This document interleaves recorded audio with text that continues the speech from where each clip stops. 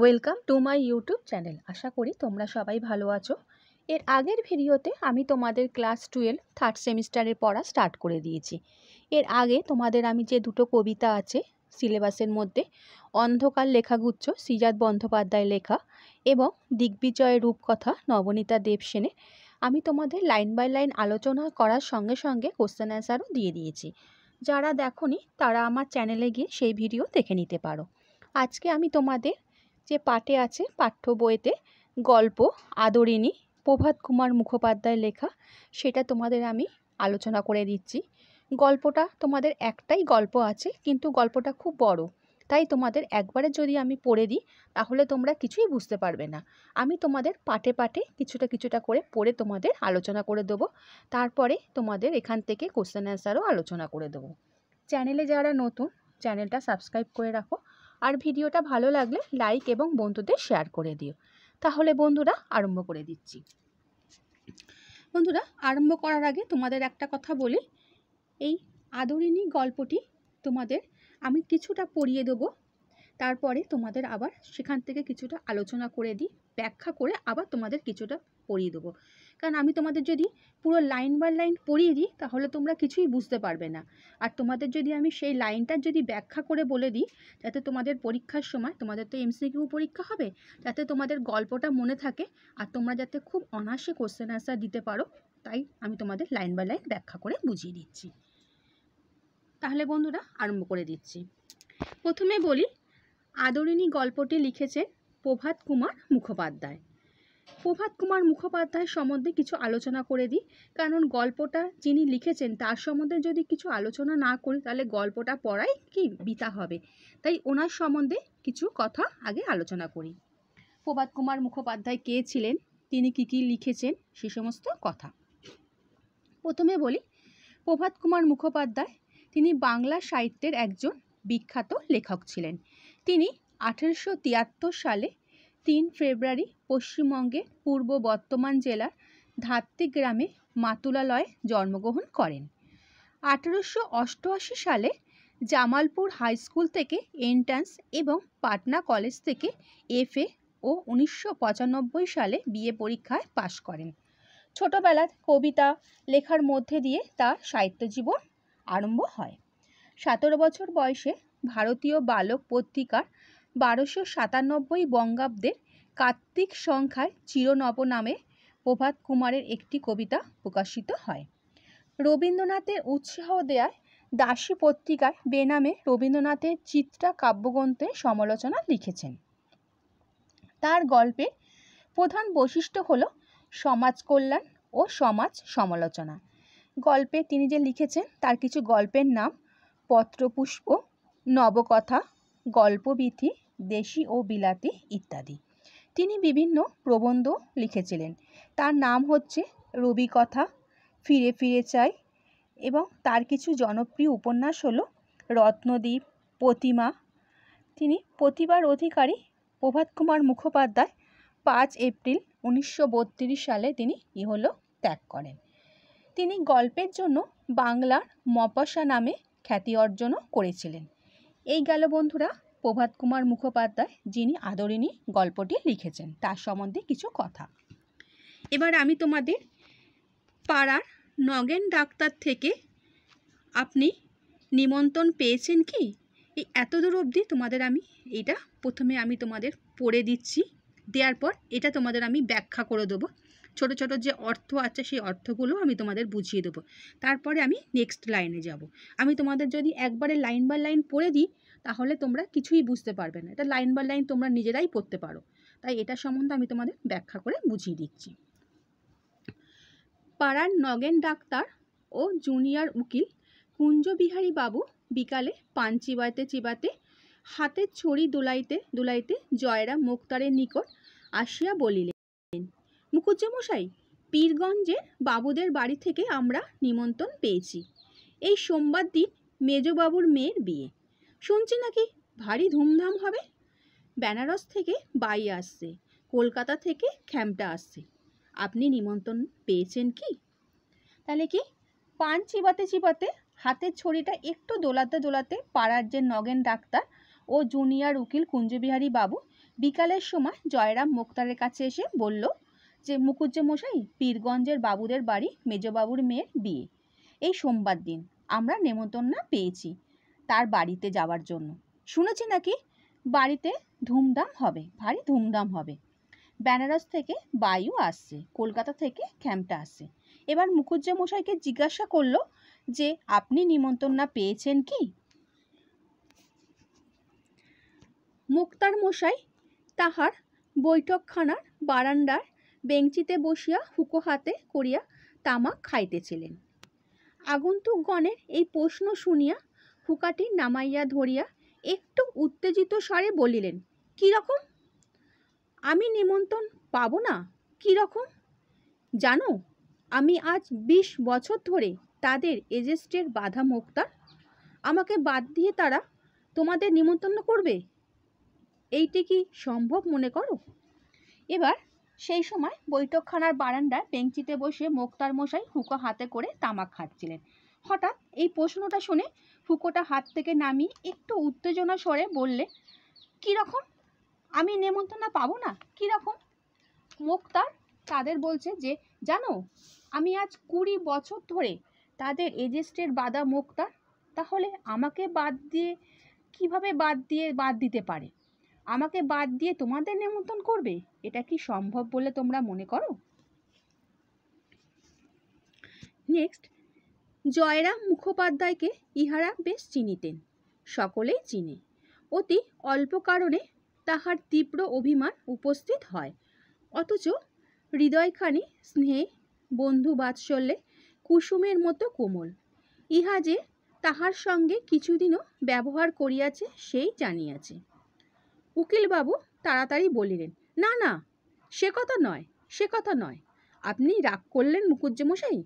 আমরা কি সেভাবে বলছি? এ জেলার মধ্যে এমন কে বিষয় লোক আছে যে আপনার কাজে উপকৃত নয়? আপনার খাতির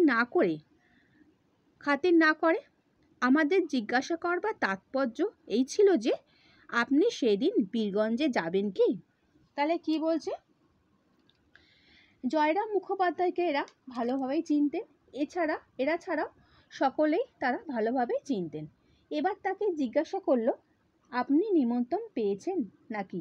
এই কারণে আরেকটু অভিমান হলো, অথচ তার হৃদয়খানি স্নেহে বন্ধু বাৎসল্যে অর্থাৎ বন্ধুর প্রতি ভালোবাসা কুসুমের মতো কোমল ছিল। তারা কিছুদিন তার সাথে থেকে খুব ভালো করেই বুঝতে পেরেছেন জয়রাম বাবু মানুষটা কেমন। তখন উকিলবাবু অর্থাৎ কুঞ্জবিহারী বাবু তাড়াতাড়ি বললেন, না না, সে কথা নয়। আপনি কি রাগ করলেন মুকুজ্জেমশাই?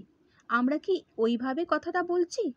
এবার তারা বলছে, এই জেলার মধ্যে এমন কোন লোক আছে যে আপনার কাজে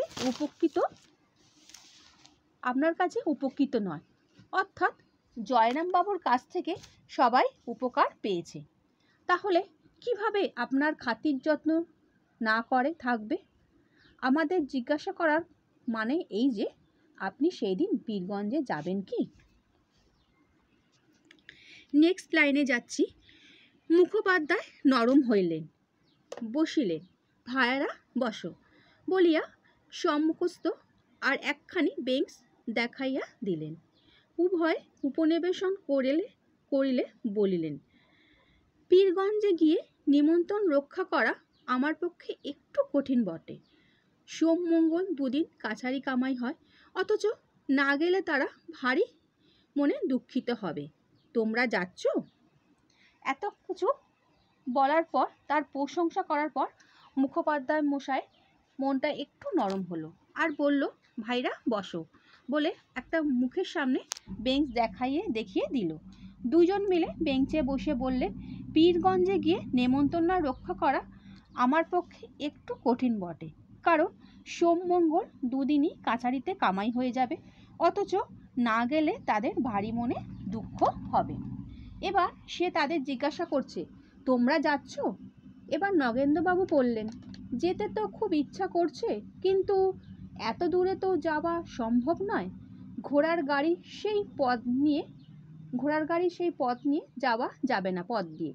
আর গরুর গাড়ি করে যেতে গেলে 2 দিন যেতে আর 2 দিন আসতে সময় লেগে যাবে। পালকি জোগাড় করা একটু মুশকিল আছে।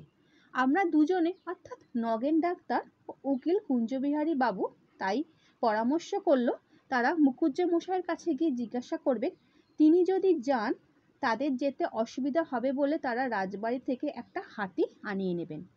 সেখানে তারা দিব্যি আরাম করে বিয়ে বাড়িতে পৌঁছে যাবে। মোক্তার মশাই স্মিত মুখে বলিলেন, এই কথা? তার জন্য আর ভাবনা কি ভাই? মহারাজ নরেশচন্দ্র তো আমার আজকের মক্কেল নন, ওর বাপের আমল থেকেই আমি ওদের মোক্তার। আমি কাল সকালে রাজবাড়িতে চিঠি লিখে পাঠাচ্ছি, সন্ধে নাগাদ হাতি এসে যাবে এখন। তাহলে কি বলছে? মোক্তার মশাই এবার স্থির মুখে বললেন, এই কথা? তার জন্য আর ভাবনা কি ভাই? মোক্তার মশাই বললেন, মহারাজ নরেশচন্দ্র তার নতুন মক্কেল নন, ওর এখানে নরেশচন্দ্রের কথাই বলা হয়েছে। নরেশচন্দ্রের বাবা কি আমল থেকে সে তাদের মোক্তার ছিল, তাই জন্য মোক্তার কাল সকালবেলায় একটা চিঠি লিখে পাঠাবে, সন্ধ্যার দিকে তাদের রাজবাড়ির দিকে তাদের কাছে হাতি এসে পৌঁছাবে। কুঞ্জবাবু বলিলেন, দেখলে তো হে ডাক্তার, আমি তো বলেইছিলাম। এত ভাবছো কেন? মুখুজ্জে মশাইয়ের কাছ থেকে গেলেই তো একটা উপায় হয়ে যাবে। তাই মুখুজ্জে মশাই, আপনাকেও কিন্তু আমাদের সঙ্গে যেতেই হবে, না গেলে ছাড়ছি না। তাহলে কি বলছে? কুঞ্জবাবু বললেন, দেখলে তো ডাক্তার, আমি বলেইছিলাম, এত ভাবনার কোনো কারণ নেই। মুখুজ্জে মশাইয়ের কাছে গেলেই একটা না একটা উপায় পেয়েই যাব। কুঞ্জবাবু মুখুজ্জে মশাইকে বলছেন, আপনাকে কিন্তু আমাদের সাথে যেতেই হবে, না হলে ছাড়ছি না। যাব বই কি ভায়া, আমিও যাব, তবে আমার তো বাইখ্যামটা শোনবার বয়স নেই। তোমরা শোনো, আমি মাথায় একটা পগর বেঁধে একটি থেলো হুকো হাতে করে লোকজনের অভ্যন্তনা করব। কে খেলো কে না খেলো দেখব, তদারক করে বেড়াবো, আর তোমরা বসে শুনবে, পেয়ালা মুজে ভর দে, কেমন? বলিয়া মুখোপাধ্যায় মশাই হা করিয়া হাসিতে লাগিলেন। তাহলে কি বলছে? মুখুজ্জে মশাই বললেন, ভাই আমিও যাব, তবে মুখুজ্জে মশাই তো বাইখ্যামটা শোনবার বয়স নেই, তাই জন্য ডাক্তার ও উকিলকে শোনবার কথা বলল। মোক্তার মশাই মাথায় একটা পকত মানে একটা পাগড়ির মতো বেঁধে আর হাতে একটা থেলো হুকো নিয়ে লোকজনকে কি অভ্যন্তনা করবে, কে খেয়েছে কে খায়নি সেসব তদারকি করে বেড়াবে। মুখুজ্জে মশাই একটু ব্যঞ্জনভাবে মানে একটু হাস্যভাবে বলল যে, তোমরা বসে শুনবে, পেয়ালা মুজে ভরতে বলে একটু হেসে উঠল। এবার বন্ধুরা এবার যাচ্ছি তোমাদের দ্বিতীয় পরিচ্ছেদে। প্রথম পরিচ্ছেদ বন্ধুরা তোমাদের আলোচনা করে দিয়েছি, আশা করি বুঝতে পেরেছো। এবারে দ্বিতীয় পরিচ্ছেদ আলোচনা করছি। পরদিন রবিবার। এদিন প্রভাতে আহ্নিক পূজাটা মুখুজ্জে মশাই একটু ঘটা করিয়া করিতেন। বেলা 9টার সময় পূজা সমাপন করিয়া জল যোগান্তে বৈঠকখানা আসিয়া বসিলেন। অনেকগুলি মক্কেল উপস্থিত ছিল, তাহাদের সহিত কথাবার্তা কহিতে লাগিলেন। হঠাৎ সেই হাতির কথা মনে পড়িয়া গেল। তখন কাগজ কলম লইয়া, চশমাটি পরিয়া, প্রবল প্রতাপান্বিত শীল শ্রীমন্ত রাজ শ্রী নরেশচন্দ্র রায়চৌধুরী বাহাদুর আশ্রিত জন প্রতিপালকেশু পাঠ লিখিয়া 2-3 দিনের জন্য একটি সুশীল ও সুবোধ হস্তি প্রার্থনা করিয়া পত্র লিখিলেন। পূর্বেও আবশ্যক হইলে তিনি কতবার এইরূপ মহারাজের হস্তি আনাইয়া লইয়াছেন। একজন ভৃত্যকে ডাকিয়া পত্রখানি লইয়া যাইতে আজ্ঞা দিয়া মুক্তার মশাই আবার মক্কেলগণের সহিত কথোপকথনে প্রবৃত্ত হইলেন। তাহলে কি বলছেন? পরের দিন রবিবার আহ্নিক পূজাটা অর্থাৎ প্রতিদিনের যে নিত্য পূজা এই দিনের প্রভাতে প্রতিদিনের পুজো মুখুজ্জে মশাই একটু ঘটা করে করতেন। বেলা 9টার সময় পূজাটা শেষ করে জল খাবার যে বৈঠকখানা এসে বসলেন। সেখানে অনেকগুলো মক্কেল উপস্থিত ছিল, তাদের সাথে কথাবার্তা করতে লাগলেন। কথাবার্তা বলতে বলতে হঠাৎ করে মুখুজ্জে মশাই কি সেই হাতির কথাটা মনে পড়ে গেল। সঙ্গে সঙ্গে তিনি কি করলেন? কাগজ কলম নিয়ে চশমাটা পরল। এবার তিনি কি লিখলেন? প্রবল প্রতাপান্বিত শীল শ্রীমন্ত হারাজ শ্রী নরেশচন্দ্র রায়চৌধুরী বাহাদুর আশ্রিত জন প্রতিপালকেশু বলিয়া পাঠ লিখিয়ে এই পাঠটা লিখে তিনি 2-3 দিনের জন্য একটি সুশীল সুবোধ হাতি মানে হস্তি মানে একটা হাতির প্রার্থনা করে একটি পত্র লিখে দিলেন। পূর্বেও অর্থাৎ আগে তিনি প্রয়োজনে অনেকবার মহারাজের কাছ থেকে তিনি এরকম হস্তি আনিয়েছিলেন। একজন ভৃত্য অর্থাৎ চাকরকে ডেকে পত্রটা নিয়ে যাওয়ার কথা আজ্ঞা দিল। মোক্তার মশাই আবার মক্কেলের সঙ্গে কথাবার্তায় ব্যস্ত হয়ে গেলেন। নেক্সট লাইনে যাচ্ছি। শ্রীযুক্ত জয়রাম মুখোপাধ্যায়, বয়স এখন 50 পার হইয়াছে। মানুষটি লম্বা, ছাদের রংটি আর একটু পরিষ্কার হলে গৌরবর্ণ বলা যাইতে পারিত। গোপগুলি মোটা মোটা কাঁচা পাকায় মিশ্রিত। মাথার সম্মুখভাগে টাক আছে। চক্ষু দুইটি বড় বড়, ভাসা ভাসা। তাহার হৃদয়ের কোমলতা যেন হৃদয় ছাপাইয়া এই চক্ষু দুইটি দিয়া উছলাইয়া পড়িতেছে। তাহলে কি বলছে এই লাইনে? শ্রীযুক্ত জয়রাম মুখোপাধ্যায়ের বয়স এখন 50 পার হয়ে গেছে। দেখো বন্ধুরা, এই যে এই লাইনটাতে তোমাদের যে মুখুজ্জে মশাইয়ের যে তার দেহের বর্ণনা, তার শরীরে তাকে দেখতে কেমন ছিল তার বর্ণনাটা এখানে দেওয়া হয়েছে, সেটাই তোমাদের আমি আলোচনা করে দিচ্ছি। তাদের দেখতে কেমন ছিল, এখান থেকে তোমাদের শর্ট কোশ্চেনও আসতে পারে যে তার দেখতে, তার মানে মুখের গঠনটা কেমন ছিল, তার কেমন দাড়ি, এরকম আসতে পারে। তাই তোমাদের এটা একটু ভালো করে একটু শুনে নাও। কেমন ছিল তাকে দেখতে? মানুষটি খুবই লম্বা, যেন ছাদের মতো। তাহলে এরকম আসতে পারে যে মানুষটা কেমন ছিল, ছাদের মতো লম্বা। রংটি যদি একটু পরিষ্কার হতো তাহলে গৌরবর্ণ বলা যেতে পারত। তার গোপগুলো মোটা মোটা কাঁচা পাকায় মেশানো। তার গোপের রঙগুলো কেমন ছিল হয়তো হতে পারে শর্ট কোশ্চেনে। তার গোপের রং ছিল হয়তো গোপ দিতে পারে কাঁচা কাঁচা, কাঁচা পাকায়, পুরো পাকা, এরকম তার গোপের রং। এমসিকিউতে কোশ্চেন, তাই এরমভাবে দিতে পারে। মাথার সামনেটা টাক আছে। চোখগুলো কেমন ছিল? চোখগুলো বড় বড়, ভাসা ভাসা। তার হৃদয় এতটাই কোমল যেন হৃদয় থেকে ছাপিয়ে চোখ দুইটির মধ্যে থেকে উতলে উতলে পড়ছে। এবারে যাচ্ছি বন্ধুরা, ইহার আদিবাস থেকে বলিয়া গণ্য হয়। এখানে এতটা অবধি তোমাদের পড়িয়ে দিই, তারপর তোমাদের লাইন বাই লাইন বুঝিয়ে দেবো। ইহার আদিবাস যশোর জেলায়। এখানে যখন প্রথম মোক্তারি করিতে আসেন তখন এদিকে রেল খোলে নাই। পদ্মা পার হইয়া কতক নৌকাপথে, কতক গরুর গাড়িতে, কতক পদব্রজে আসিতে হইয়াছিল। সঙ্গে কেবলমাত্র একটি ক্যাম্বিসের ব্যাগ এবং একটি পিতলের ঘটি ছিল। সহায় সম্পত্তি কিছুই ছিল না। মাসি 13 শিকায় একটি বাসা ভাড়া লইয়া নিজ হাতে রাঁধিয়া খাইয়া মোক্তারি ব্যবসায় আরম্ভ করিয়া দেন। এখন সেই জয়রাম মুখোপাধ্যায় পাকা দালান কোঠা করিয়াছেন, বাগান করিয়াছেন, পুকুর কিনিয়াছেন, অনেকগুলি কোম্পানির কাগজও কিনিয়াছেন। সেই সময়ের কথা বলিতেছি। তখনও এই জেলায় ইংরাজিওয়ালা মোক্তারের আবির্ভাব হইয়াছে বটে, কিন্তু জয়রাম মুখুজ্জেকে তাহারা কেউ হটাতে পারে নাই। তখন ইনি এই জেলার প্রধান মোক্তার বলিয়া গণ্য হতেন। তাহলে কি বলছে এই লাইনটাতে? আদিবাস যশোর জেলায় এখানে যখন প্রথম মোক্তারি করতে আসেন তখন রেল খোলা নেই। পদ্মা পার হয়ে কখনো নৌকাপথে, কখনো গরুর গাড়িতে, কখনো পা হেঁটে তাদের আসতে হয়েছিল। এবার তিনি এখানে কি 13 শিকায় মানে তিনি একটা ভাড়া বাড়ি নিয়ে সেখানে নিজের হাতে রান্না করে তিনি নিজেই খাওয়া দাওয়া করে তিনি মোক্তারি ব্যবসা আরম্ভ করেছিলেন। এখন জয়রাম মুখোপাধ্যায় কি হয়েছে? পাকা ঘর বাড়ি করেছেন, তিনি জায়গা জমি করেছেন, পুকুর কিনেছেন, অনেক কোম্পানির কাগজও কিনেছেন। কিন্তু যে সময় কথা বলছে তখন এই জেলার ইংরাজিওয়ালা মোক্তার এর আবির্ভাব হয়েছিল বটে, কিন্তু জয়রাম মুখোজ্জকে কেউ সেখান থেকে হটাতে পারেনি, মানে নড়াতে পারেনি। তিনি যেখানকার মানুষ সেখানে চলে গেছেন। আর তিনি এখনও এই জেলার প্রধান মোক্তার বলে তাকে সবাই সম্মান করেন, গণ্য করেন। এবারে নেক্সট লাইনে যাচ্ছি। এটা মুখোপাধ্যায় থেকে দেখো করিয়া ছিলেন, এটা অনেকটা বড় হয়ে যাচ্ছে, আমি তোমাদের এটা পাঠে আলোচনা করে দিচ্ছি। মুখোপাধ্যায় থেকে আমি তোমাদের করেন নাই, নিতান্ত প্রীতিলাভ করেন নাই, এতটা অবধি পড়ে দিই, আবার তোমাদের নেক্সটটা আলোচনা করে দেব। মুখোপাধ্যায় মহাশয়ের হৃদয়খানি অত্যন্ত কোমল ও স্নেহপ্রবণ হইলেও মেজাজটা কিছু রুক্ষ। যৌবনকালে ইনি রীতিমতো বদরাগী ছিলেন। এখনো রক্ত অনেকটা ঠান্ডা হইয়া আসিয়াছে। সেকালে হাকিমেরা একটু অবিচার অত্যাচার করিলে মুকুজ্জে মশাই বাগাইয়া চেঁচাইয়া অনর্থপাত করিয়া তুলিতেন। একদিন এ জলাশে এক ডেপুটির সহিত ইহার বিলক্ষণ বচসা হইয়া যায়।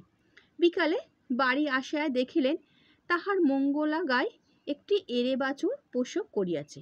তখন আদর করিয়া উক্ত ডেপুটিবাবুর নাম বাছুরটির নামকরণ করিলেন। ডেপুটিবাবু লোক পরম্পরায় ক্রমে একথা শুনিয়াছিলেন এবং বলা বাহুল্য নিতান্ত প্রীতিলাভ করেন না। এতদূর তোমাদের আগে আলোচনা করে দিই। এখানে কি বলছে? মুখোপাধ্যায় মহাশয়ের হৃদয়খানি যতটা কোমল ও স্নেহপ্রবণ, ঠিক তেমনি তার মেজাজটাও কিছু কর্কশ বা কঠোর।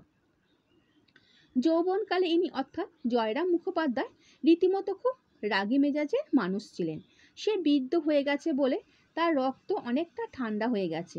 সকালে হাকিমেরা অত্যাচার শুরু করলে মুকুজ্জে মশাই বাগাইয়া অর্থাৎ বাগানে চেঁচিয়ে বিপদ করিয়া তুলিতেন। একদিন এই জলাশে অর্থাৎ আদালতে এক ডেপুটির সঙ্গে এর ঝগড়া হয়ে গেল। বিকালে বাড়িতে এসে সে দেখলে তার মঙ্গলা গায়ে একটি এড়ে বাছুর অর্থাৎ পুরুষ বাছুরকে জন্ম দিয়েছেন। তখন আদর করে তিনি উক্ত ডেপুটিবাবুর নামে সেই বাছুরটির নামকরণ করেন। ডেপুটিবাবু লোক পরম্পরা ক্রমে একথা শুনেছিলেন এবং বলা বাহুল্য বলা যেতে পারে যে নেহাত ভালোবাসা তিনি কোনো লাভ করেননি। নেক্সট লাইন থেকে বলছি, আর একবার এক ডেপুটির সম্মুখে মুকুজ্জে মশাই আইনের তর্ক করিতেছিলেন, কিন্তু হাকিম কিছুতেই ইহার কথায় সায় দিতেছিলেন না। অবশেষে রাগের মাথায় জয়রাম বলিয়া বসিলেন, আমার স্ত্রীর যতটুকু আইন জ্ঞান আছে হুজুরেরও তাও নেই দেখছি। সেদিন আদালত অবমাননার জন্য মুক্তার মশাইয়ের 5 টাকা জরিমানাও হইয়াছিল। এই আদেশের বিরুদ্ধে তিনি হাইকোর্ট অবধি লড়িয়াছিলেন। সর্বশুদ্ধ 1700 টাকা ব্যয় করিয়া এই 5 টাকা জরিমানা হুকুম রহিত করিয়াছিলেন। তাহলে কি বলছে? আর একবার এক ডেপুটির সামনাসামনি মুকুজ্জে মশাইয়ের আইনের তর্ক বেঁধে করেছিলেন। কিন্তু এই তর্কে হাকিম কিছুতেই তার কথায় সায় দিচ্ছিলেন না। জয়রাম অবশেষে রাগের মাথায় বলে বসেছিল যে আমার স্ত্রীর যতটুকু আইন জ্ঞান আছে হুজুরেরও তাও নেই দেখছি। সেই দিন আদালতে অবমাননা অর্থাৎ অসম্মান হওয়ার জন্য মুক্তার মশাইকে 5 টাকা জরিমানা দিতে হয়েছিল। এই আদেশের বিরুদ্ধে তিনি হাইকোর্ট পর্যন্ত লড়াই করেছিলেন। সর্বশুদ্ধ 1700 টাকা ব্যয় করে তিনি এই 5 টাকা জরিমানা হুকুম বাতিল করেছিলেন। মুখোপাধ্যায় যেমন অনেক টাকা উপার্জন করিতেন, তেমনি তাহার ব্যয়ও যথেষ্ট ছিল। তিনি অকাতরে অন্নদান করিতেন। অত্যাচারিত উৎপীড়িত গরিব লোকের মোকদ্দমায় তিনি কত সময় বিনা ফিসে এমনকি নিজে অর্থ ব্যয় পর্যন্ত করিয়া চালাইয়া দিয়াছেন। তাহলে কি বলছে? যে মুখোপাধ্যায় যে মশাই যেমন টাকা রোজগার করতেন তেমনি সে টাকা ব্যয়ও করতেন। তিনি অকাতরে অর্থাৎ উদারভাবে অন্নদান মানে হচ্ছে ক্ষুধার্তকে খাদ্যদান করতেন। অত্যাচারিত ও উৎপীড়িত গরিব লোককে মোকদ্দমায় তিনি অনেক সময় বিনা মাইনে বা এমনকি নিজের অর্থ ব্যয় করে মোকদ্দমা লড়েছে। তাহলে বন্ধুরা তোমরা বুঝতেই পারছো যে মুখোপাধ্যায় মহাশয়ের হৃদয়টা কতটা স্নেহপ্রবণ, যে গরিব মানুষের জন্য তিনি অন্নদানের সঙ্গে সঙ্গে তাদের বিনা অর্থে মোকদ্দমা লড়তেন। প্রতি রবিবার অপরাহ্নকালে পাড়ার যুবক বৃদ্ধগণ মুক্তার মহাশয়ের বৈঠকখানায় সমবেত হইয়া তাস পাশা খেলিয়া থাকেন। অর্থ সেইরূপ অনেকেই আগমন করিয়াছেন। পূর্বোক্ত ডাক্তারবাবু ও উকিলবাবু আছেন। হাতিকে বাঁধিবার জন্য বাগানে খানিকটা স্থান পরিষ্কৃত করা হইতেছে। হাতি রাত্রে খাইবে বলিয়া বড় বড় পাতা শুদ্ধ কয়েকটা কলা গাছ ও অন্যান্য বৃক্ষের ডাল কাটাইয়া রাখা হইতেছে। মোক্তার মশাই যে সেই সমস্ত তদারক করিতেছেন। মাঝে মাঝে বৈঠকখানা আসিয়া কোনো ব্রাহ্মণের হাত থেকে হুকাটা লইয়া দাঁড়াইয়া 2-4 টান দিয়া আবার বাহির হইয়া যাইতেছেন। তাহলে কি বলছে? প্রতি রবিবার অপরাহ্নকালে অর্থাৎ বিকালে পাড়ার যুবক বৃদ্ধগণ মুক্তার মশাইয়ের বৈঠকখানা সমবেত অর্থাৎ একত্রিত হয়ে তাস পাশা খেলতেন। অর্থাৎ কি আজ, মানে সেই সময় ঘটনাটি বলা হয়েছে, সেই সময় অনেকেরা উপস্থিত থাকতেন। পূর্বোক্ত কথা মানে কি, অর্থাৎ পূর্বে ডাক্তারবাবু ও উকিলবাবু আছেন। হাতিকে বাঁধিবার জন্য বাগানে খানিকটা স্থান পরিষ্কার করা হয়েছিল। হাতি রাতে খাবারের জন্য বড় বড় পাতা শুদ্ধ কয়েকটা কলা গাছ ও অন্যান্য বৃক্ষের ডালও কেটে রাখা হয়েছিল এবং মোক্তার মশাই সে সমস্ত দিকে তদারক করছিল। মাঝে মাঝে বৈঠকখানায় এসে তিনি কি ব্রাহ্মণের হাত থেকে হুকাটি নিয়ে দাঁড়িয়ে দাঁড়িয়ে 2-4 টান নিয়ে আবার বাইরের দিকে বেরিয়ে যেতেন। নেক্সট লাইনে, সন্ধ্যার কিছু পূর্বে জয়রাম বৈঠকখানায় বসিয়া পাশা খেলা দেখিতেছিলেন। এমন সময় সেই পত্রবাহক ভৃত্য ফিরিয়া আসিয়া বলিল, হাতি গাওয়া গেল না। তাহলে কি বলছে, সন্ধ্যার কিছু পূর্বে অর্থাৎ আগে জয়রাম বৈঠকখানা বসে পাশা খেলা দেখছিলেন। এমন সময় সেই ভৃত্য অর্থাৎ চাকরটা ফিরে এসে বলল, হাতি গাওয়া গেল না, অর্থাৎ হাতি পাওয়া গেল না। কুঞ্জবাবু নিরাশ হয়ে বলল, হ্যাঁ। এবার কি বলছে, কুঞ্জবাবু নিরাশ হয়ে বললেন, হ্যাঁ পাওয়া গেল না। নগেন্দ্রবাবু বললেন, তাই তো, সব মাটি। তাহলে কি বলছে, নগেন্দ্রবাবু বললেন, তাই তো সব মাটি, অর্থাৎ তাদের যাওয়াটাও কি মাটি হয়ে গেল। এবারে নেক্সট লাইনে যাচ্ছি।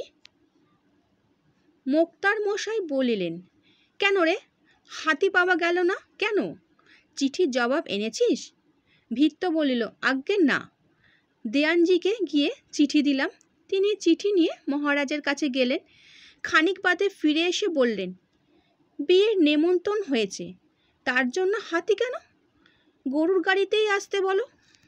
তাহলে কি বলছে, মোক্তার মশাই চাকরকে জিজ্ঞাসা করলেন, কেন রে, হাতি পাওয়া গেল না কেন? চিঠির জবাব এনেছিস? ভৃত্য অর্থাৎ চাকর বলল, আজ্ঞে না, দেওয়ানজিকে যে চিঠিটা পাঠিয়েছিল ভৃত্যকে, সেই চিঠিটা দেওয়ানজিকে চিঠিটা দিয়ে মহারাজের কাছে পাঠিয়েছিল। মানে ভৃত্যর কাছে যে চিঠিটা দিয়েছিল সেই চিঠিটা সে কী করেছিল, চিঠিটা ভৃত্য সেই দেওয়ানজিকে দিয়েছিল এবং সেই দেওয়ানজি সে চিঠিটা নিয়ে মহারাজের কাছে গিয়েছিল। কিছুক্ষণ পর ফিরে এসে বলল, বিয়ের নেমন্তণ হয়েছে, তার জন্য হাতি কেন? গরুর গাড়িতেই আসতে বলো না। এই কথাটা কিন্তু রাজামশাই বলেছিলেন। এই কথা শুনিবা মাত্র জয়রাম ক্ষোভে রোষে যেন একেবারে ক্ষিপ্তপ্রায় হইয়া উঠিলেন। তাহার হাত পা ঠকঠক করিয়া কাঁপিতে লাগিল, 2 চক্ষু দিয়া রক্ত ফাটিয়া পড়িতে লাগিল, মুখমণ্ডলের শিরা উপশিরাগুলো স্ফীত হইয়া উঠিল। কম্পিত স্বরে ঘাড় বাঁকাইয়া বারংবার বলিতে লাগিল, হাতি দিলে না, হাতি দিলে না। তাহলে কি বলছে, এই কথা শোনা মাত্র জয়রাম বাবু ক্ষোভে লজ্জায় যেন একেবারে ক্ষিপ্ত হয়ে উঠল। তার হাত পা ঠকঠক করে কাঁপতে লাগলো, 2 চোখ দিয়ে রক্ত পড়তে লাগলো, মুখের শিরা উপশিরাগুলো স্ফীত অর্থাৎ ফুটে উঠল। কাঁপা কাঁপা স্বরে ঘাটটা বেঁকিয়ে বারবার বলতে লাগলো, কি, হাতি দিল না, হাতি দিল না। সমবেত ভদ্রলোকগণ ক্রীড়া বন্ধ করিয়া হাত গুটাইয়া বসিলেন। কেহ কেহ বলিলেন, তবে আর কি করবেন মুকুজ্জমশাই, পরের জিনিস তো জোর তো নেই, একখানা ভালো দেখে গরুর গাড়ি ভাড়া করে নিয়ে রাত্রি 10টা-11টার সময় বেরিয়ে পড়ুন, ঠিক সময় পৌঁছে যাবেন। ওই ইমাদ্দি শেখ একজোড়া নতুন বলদ কিনে এনেছে, খুব দ্রুত যায়। তাহলে কি বলতে, সমবেত অর্থাৎ একত্রে ভদ্রলোকগণ ক্রীড়া অর্থাৎ কি খেলাটা বন্ধ করে হাত গুটিয়ে বসলো। কেউ কেউ বলল, তবে আর কি করবেন মুকুজ্জমশাই, পরের জিনিস জোর তো নেই, একখানা ভালো দেখে গরুর গাড়ি ভাড়া করে নিয়ে রাত্রি 10টা-11টার সময় বেরিয়ে পড়লেই ঠিক সময় পৌঁছে যাবে। ওই ইমাদি যে শেখ যে একজোড়া যে মানে নতুন বলদ কিনে এনেছে, সে খুব কি তাড়াতাড়ি যায়। জয়রাম বক্তার দিকে দৃষ্টিমাত্র না করিয়া বলিলেন, না, গরুর গাড়িতে চড়ে আমি যাব না, যদি হাতি চড়ে যেতে পারি তবেই যাব, নহিলে এই বিবাহে আমার যাওয়াই হবে না। তাহলে কি বলছে, জয়রাম মোক্তার দিকে না তাকিয়ে বলল, না, গরুর গাড়িতে আমি চড়ে যাব না। তাহলে কী বলছে, যে সে বলছে যে আমি গরুর গাড়ি চড়ে যাব না, যদি হাতি পাই তাহলেই চড়ে যাব, আর না হলে বিয়ে বাড়িতে আমার যাওয়া হবে না। এই গেল তোমাদের বন্ধুরা দ্বিতীয় অনুচ্ছেদ, তোমাদের প্রথম আর দ্বিতীয় তোমাদের আলোচনা করে দিলাম। আশা করি তোমরা বুঝতে পেরেছো। নেক্সট ভিডিওতে তোমাদের আর পরের অনুচ্ছেদ তোমাদের আলোচনা করে দেবো। ভিডিওটা ভালো লাগলে বন্ধুদের শেয়ার করে দিও। আর তোমাদের যদি কোনো লাইনে কোনো অসুবিধা হয় আমাকে কমেন্ট করে জানিও, আমি তোমাদের সেই লাইনের অর্থটা আবার বুঝিয়ে দেবো। কারণ দেখো বন্ধুরা, আমি তোমাদের যদি শুধু লাইন বাই লাইন পড়ে দিই, তোমাদের যদি শুধু লাইন বাই লাইন পড়ে নাও, তার অর্থ যদি তোমরা ঠিকমতো না বুঝতে পারো, তোমাদের কিন্তু এমসিকিউর কোশ্চেন অ্যান্সার দিতে অসুবিধা হবে। তাই গল্পটা এমনভাবে মাথায় সাজিয়ে নেবে যাতে কোনো কোশ্চেন অ্যান্সার দিতে তোমাদের অসুবিধা না হয়। তোমাদের আমি সেভাবেই পড়িয়ে দিচ্ছি। আচ্ছা বন্ধুরা, ভালো থেকো।